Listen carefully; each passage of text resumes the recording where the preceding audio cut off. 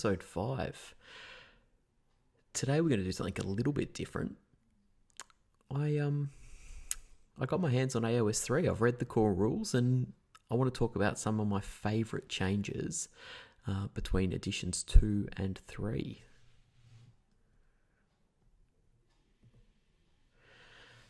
So first of all, let's just quickly get a spoilers warning out of the way.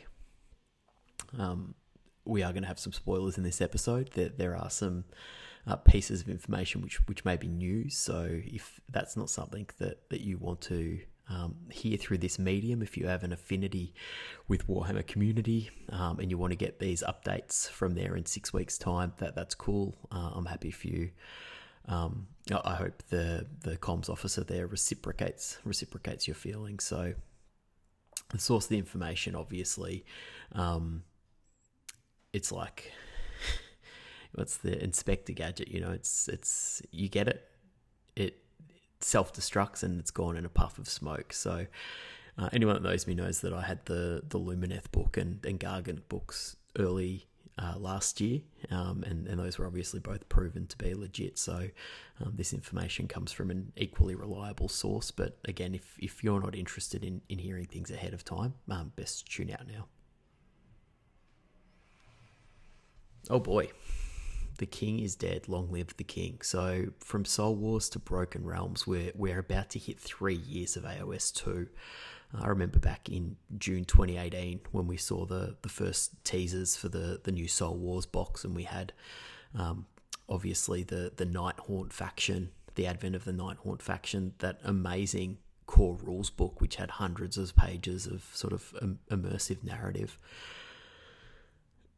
But you know, what then followed was just this rapid release schedule. I think we were getting a book a month for a whole year, and we had the Malign Sorcery, and we've got the introduction of endless spells, and systems can either sort of continue to adapt or they run the risk of sort of deviating away from their earlier intent. So what happened at the start of AoS2 is we had this really clean, slick rule set, and subsequently, you know, it's progressively bloated, hasn't it? So as system steward, GW have a responsibility here. They can either kill off AoS2 and introduce something new and replace it with a completely new system, or they can sort of continue to bolt on. But as I say, the bloat at the moment, particularly with the Broken Realms, means that the system is increasingly difficult to get your head around. And even just army construction, if you play one of those Chaos factions, in all likelihood you're working out of 3 or 4 different books. So you know, this happens with all games, and I think 3 years is a pretty good life cycle. And what they're going to provide us in version 3, based on everything that I've seen, is a reimagined Age of Sigmar, and that's a really great thing. I think, you know, this is my first week in a new job, so I haven't necessarily had the time I typically would. I'd like to go through every single change on a granular level, but what we might do today instead is just have a look at some of my favourite changes, and then down the track I can make some additional content going into some of the more nuanced changes and some of the more detailed changes. So let's just kick off with the first of the changes that they've brought in, and this is probably my favorite. And then this one, you know, it ticks off on a you know, a nostalgia as well as just, like, I think good interactive dynamic game design. So the more things change, the more they remain the same. We're going back to charge reactions. So charge reactions were something that in Warhammer Fantasy were really significant in terms of game and interaction and play. And back in Warhammer Fantasy, you basically could hold from a charge. You could stand and shoot if you had weapons and they were a certain distance away, or you could flee. And ultimately what we're getting here is a Sigmarized version of that, an adaptation of that. And the way that it's going to work is that you're going to need to use a command point. And when your opponent makes a charge, you've got these 3 options. You can either hold your ground and you're going to get +1 save. You can fall back and you're going to be able to move D6 inches. That one there, it's contingent on the enemy making a charge from within 9 inches, which obviously means that, you know, if a unit deep strikes and it's sitting outside of 9, fallback's not going to be an option. and then the third option is standard shoot, and standard shoot has a -1 to hit. So it's difficult to talk about these changes without talking about the system more broadly. So I'll just let you know that buffs and debuffs are capped at 1. So that means something like standard shoot at -1, shooting into a unit that already has a -1 to hit from shooting. Say, for instance, like a Calibron unit from the Daughters of Cain will just be capped at -1 to hit. And similarly, buffs for saves are capped as well. So hold your ground is only going to be applicable in a situation where that unit isn't already benefiting from +1 to save. So if a unit were in cover, if a unit were to use Mystic Shield, which has changed from reroll ones to +1 to save, if a unit was, subject to being within range of the turtle from Idoneth Deepkin, all those things are just going to cap out at +1. So although in the context of AoS2, you might say, oh my goodness, there's, ways to get +3 to save, and all of a sudden you've got a 1-up armor save. That's not going to be the case. For me, this is a really interesting and interactive change that they've introduced. And I think ultimately this is going to make the game more dynamic. And for that reason, I really like this change. I love being able to do things as the non-active player.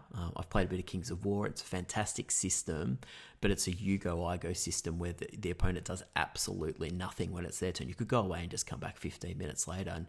And part of playing any sort of war game is about the social interaction. And I think this particular introduction of this rule is going to enhance that, and I think it's going to lead to some, particularly that fallback one, it's going to lead to some really interesting strategic decisions being made, and it's also going to make for some really interesting decisions when it's your charge phase. Like, do I charge to try and get them to use a command point on standard shoot? I don't care if I lose a few models, but I want them to lose that command point. I will do an episode in the future talking about command points in Age of Sigmar, because broadly the command point system is changing. It's going to more closely resemble the relentless discipline points that the Ossiarch Bone Reapers use. So what will happen is at the end of each battle round, your command points will drop back down to 0, and then they'll be regenerated at the start of the next round. Now, obviously, if you think about that from a systemic perspective, that's going to have some really wholesale changes on both list design, but also comboing interactions. So that's one that I think warrants a whole episode on its own. It's a really fascinating change, but not one we'll cover in today's episode. All right. So changes to battalions and force organization. A criticism that's often leveled at Age of Sigmar in terms of the top list design, and I think it's a warranted criticism, is around the ease of designing an excellent army from these cookie cutter builds like the Change Host. So the Change Host gives you all of the pieces that you need to be competitive. It wraps them around in a 180 point battalion, gives you an extra command point, gives you an extra artifact, reduces your drops significantly to the extent that you're one of the lowest drop armies in the whole meta. The same is also true of the Plague Touch Warband for a similar points cost and efficiency gain. And then that can be compared with other battalions like, say, the Viridian Pathfighters, for instance, where you're paying 140 points. It doesn't have any sort of units that you would otherwise probably be taking. It's sort of 3 taxes, and then the ability that it's providing is also pretty lackluster. And it's like, if you compare the pair, right, no one is taking the Viridian Pathfinders over the Change Host, and for me that is problematic, and it creates this economy where some armies that are already strong are then buffed up another level by the battalions that they have access to, whereas other armies aren't able to compete in that sort of space, and that affects a whole range of things. Well, that's going by the wayside because battalions, as we currently know them, won't exist in Age of Sigmar 3. They won't be part of matched play. So battalions will still probably appear in books. I'm speculating there because obviously I haven't seen any AoS3 books yet, but they won't be there to be used in match play in the same way that if you bought the Aether War box set, you would have received a Zench battalion and you would have received a Caradron Overlords battalion. neither of those were applicable in match play, that they weren't pointed for match play or match play legal, and that's going to be the case with all battalions moving forward, and instead they'll be replaced by these core battalions, which are a generic set of units in the core rulebook. So what that means is there's a level of parity across armies where they're all able to take the same thing. And an example of a core battalion might be something like a hero and 3 battle line units make up this core battalion, and then they'll get some special ability. And then obviously they'll reduce your drops and give you a one overarching command point. So that is really, really significant. And to me, as somebody that's particularly interested in list design, that's going to create a whole new paradigm for us. That's going to create this whole new set of viable army builds that weren't previously viable. And it's also going to drag some armies down a level where the buffs that they were getting from taking battalions were disproportionately effective for them.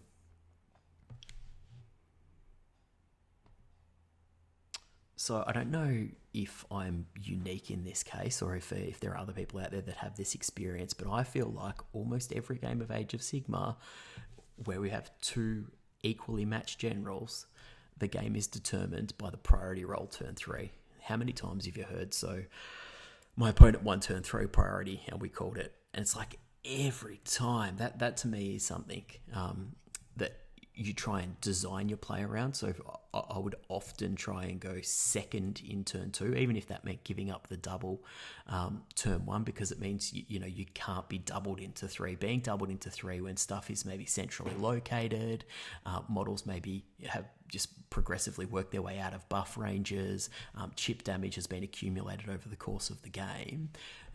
It made the turn 3 priority like really significant in determining the outcome of the match. Well, to address that, there is a new rule, and that's the player who goes second in the 3rd battle round. So the player who goes second in the 3rd battle round is able to remove an objective from the field. So you roll for priority, you determine that you will go first in the round, your opponent can then remove an objective. And if you just think about how significant that is and what a factor that has on that decision making, I think it's pretty evident that's going to be a real big game changer. And I mean, additionally, the way that the battles are determined, that the outcome of battles is moving to a more 40k-esque system. So it's moving to a system where there's primary objectives that you score over the course of the game. Then there's secondary objectives that you work out on a turn-by-turn basis, and then there's tertiary objective that's written into your army list, where it's like, that's the thing I'm going to try and achieve over the course of every game at this event. So the way that you're scoring is a little bit more complicated, but it also gives, I think, a broader range of lists an opportunity to compete, and it also gives you something to play for in those games where you think that there's a significant mismatch. So say for example, at the moment I play Places of Arcane Power, I turn up and my opponent has Marathi. I feel like that's a really difficult game to win, because obviously I can't take Marathi off the objectives. They're going to score a fixed amount, and then only from that point, if I'm able to kill Marathi and I'm able to get onto the objective, am I even going to be able to score? Well, under this new model, I might say, you know what, I'm not shifting Marathi from the objective, but I'm going to deny my opponent their secondaries. I'm going to go get my secondaries, and I'm going to go get my tertiary. And ultimately, that might mean that the sum of those things mean I win the game anyway, even if it's, a minor victory. I really like that change. I think, anything that interacts with the objectives, like changing the value of objectives, or the scenarios where you can burn objectives, that they all add this really interesting dynamic to the game. And I'm really looking forward to getting some games of AoS3 in where I'm able to do that. So those are just some of the changes I wanted to talk about today. As I said, when I've got more time, I'll work on a more detailed video, and I'll endeavour to get something out next week that looks at some of the more systemic changes rather than just the things that I like. If you've enjoyed this video, please be sure to like and subscribe. Post any questions you might have about AoS3 in the comments, and I'll try and work through those in a future video and try and answer them to the best of my ability. And just before we sort of sign off, I'll give a couple of quick shout outs. So this week on Warhammer Weekly, they did a piece they did a sort of a conversation with the creator of Listbot, and it was around, does skill matter? To me, that's a really interesting question, because ultimately, if the contention is skill doesn't matter, like, what's the point of even playing? If skill isn't a determining factor in games of Age of Sigmar, then, like, why are we playing? Why don't we just do random dice generation and then shake hands? You know what I mean? So I would definitely encourage you to go and check that out. They go into a lot of detail. It's a 3-hour cast, so certainly one for if you've got a big painting project ahead of you. The other show that I would encourage you to go and watch is the Honest Wargamers interview with Stuart McCowan. So just Stuart is just an incredible deep thinker. And has a really interesting perspective on the game. He talks about his success with off-meta builds, and it's certainly one that is worth watching and that I really enjoyed. And then the final one is just the guy we had at the start, Johann Sebastian Bach. So what Bach was all about was synthesis, and he would take the greatest elements of the composers that came before him, and he would adapt them and he would enrich them, and that's what I feel like the designers have done with this game. They've taken elements from the 40k universe, they've taken the best bits of AoS2, and they've melded them together in some sort of dark sorcery, and the product that they've designed is something that they truly deserve to be patted on the back for. So I'm really excited about the AoS3 drop, and I'm really excited to share some more information with you about Age of Sigmar 3 as the next couple of weeks sort of unfold.